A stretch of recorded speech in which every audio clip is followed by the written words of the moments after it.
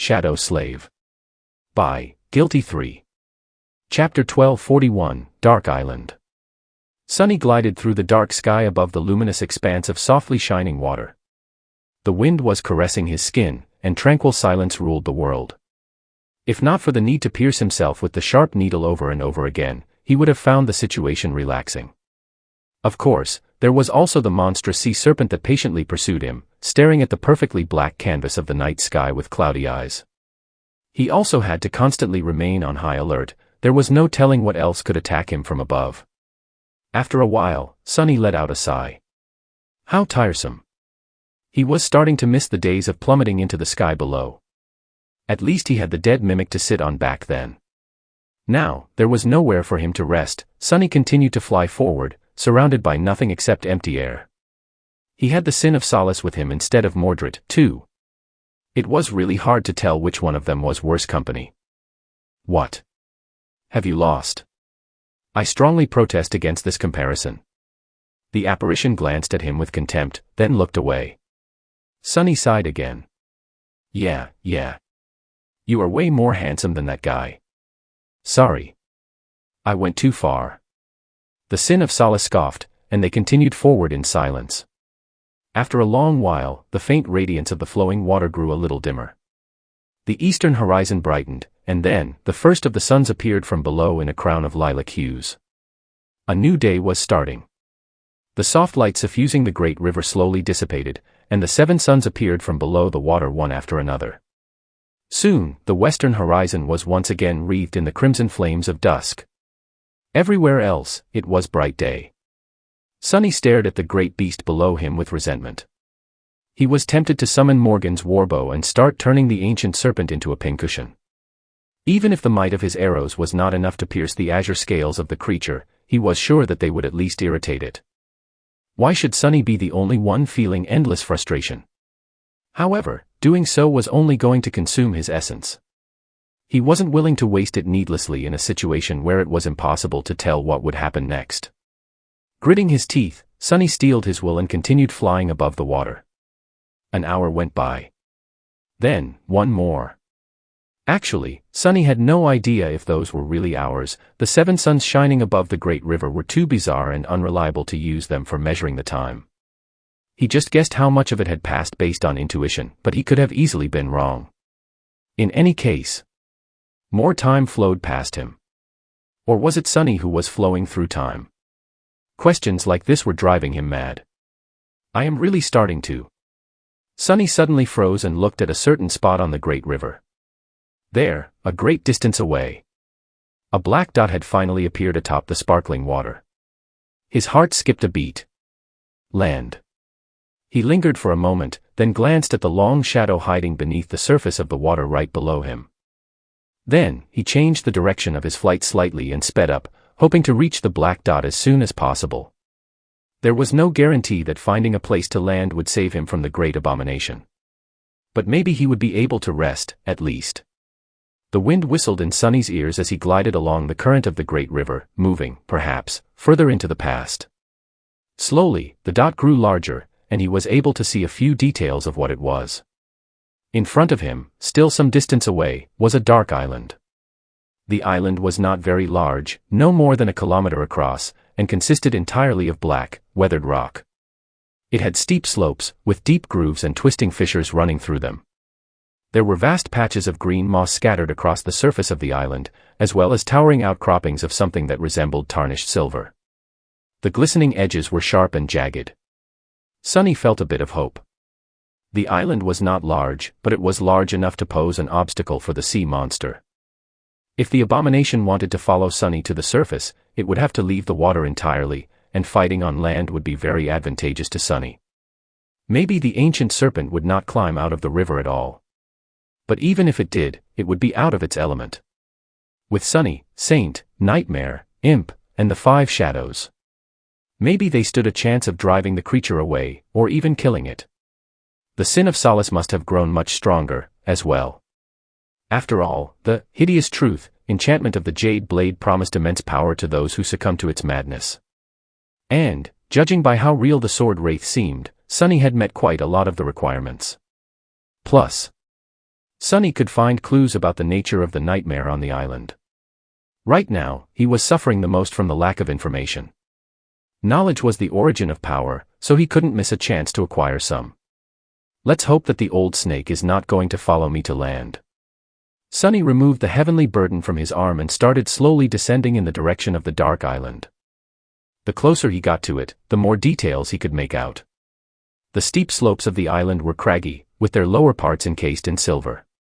There were numerous barnacles growing on the tarnished metal, with waves of water foaming as they splashed against them from time to time.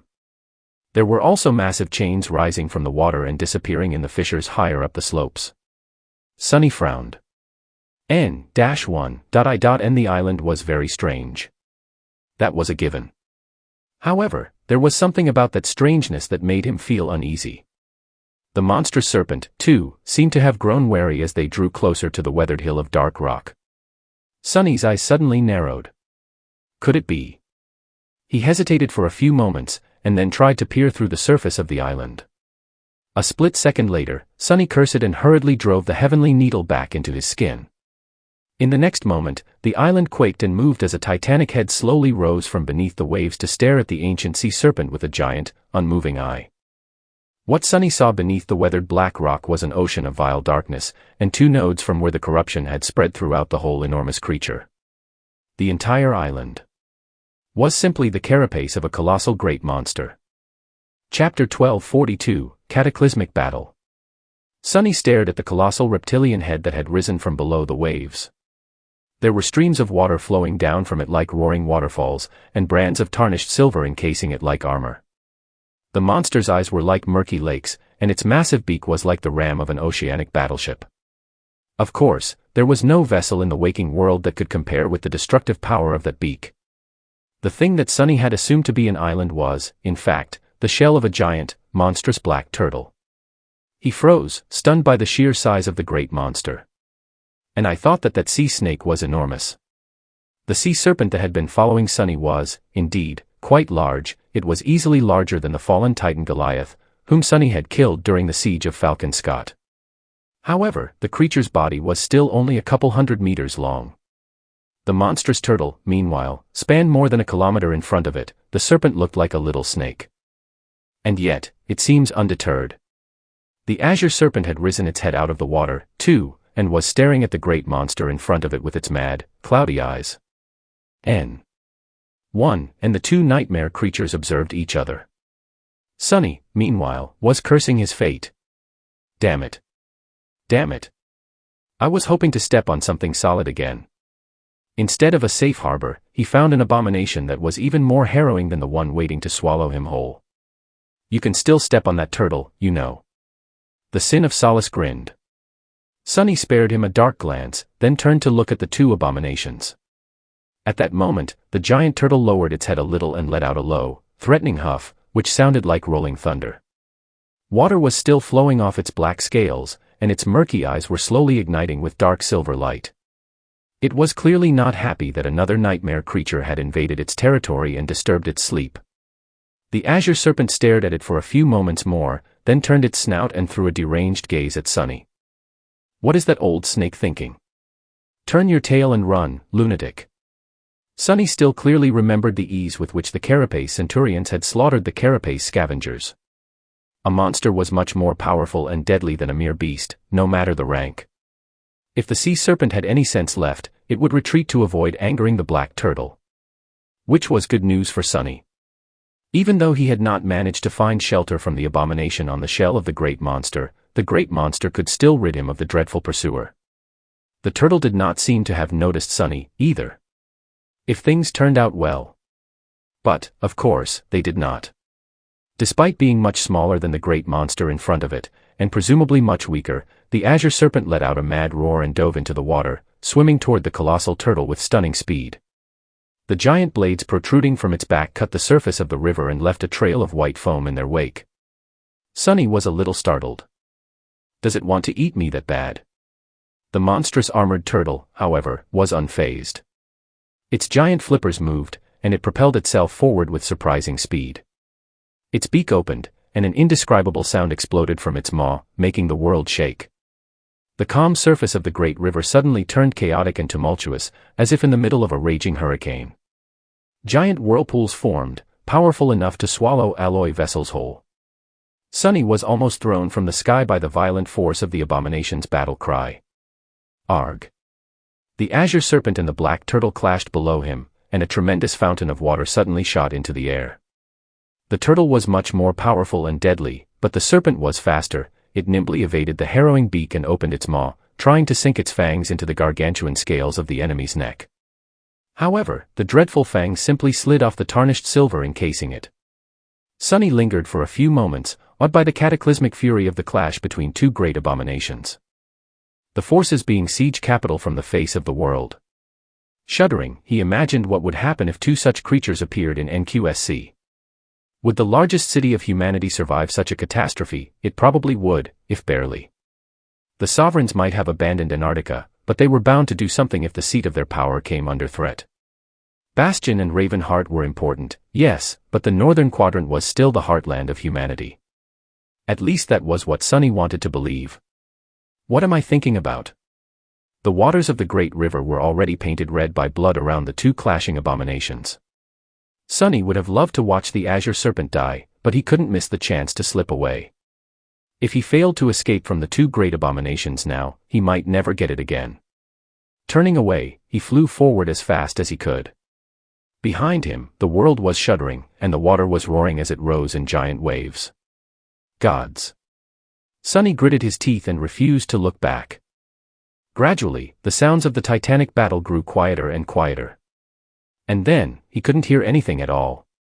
He let out a shaky breath. I knew that third nightmares were absolutely lethal. But isn't it a bit too much?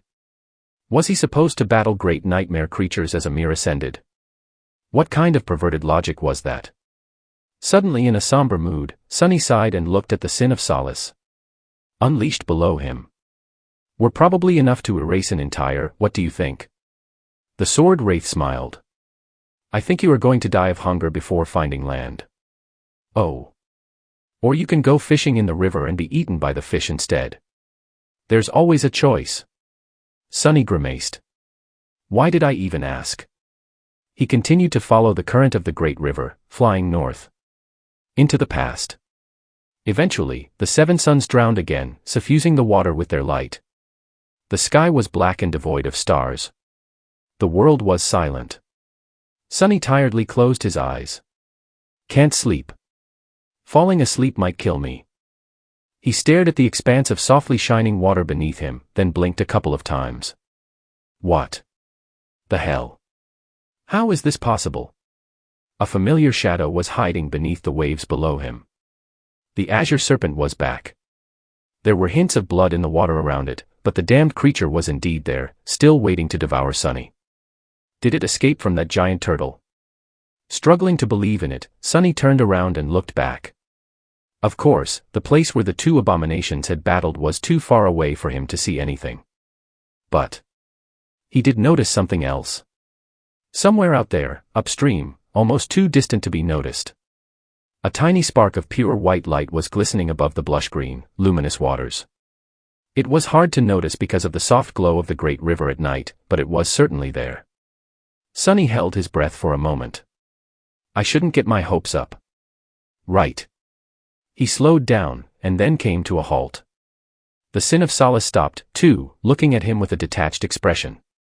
Still. I must make sure. Sunny rubbed his face, glanced at the azure serpent once again, and then sent himself flying back. Let's see if you want to meet that turtle again, old snake.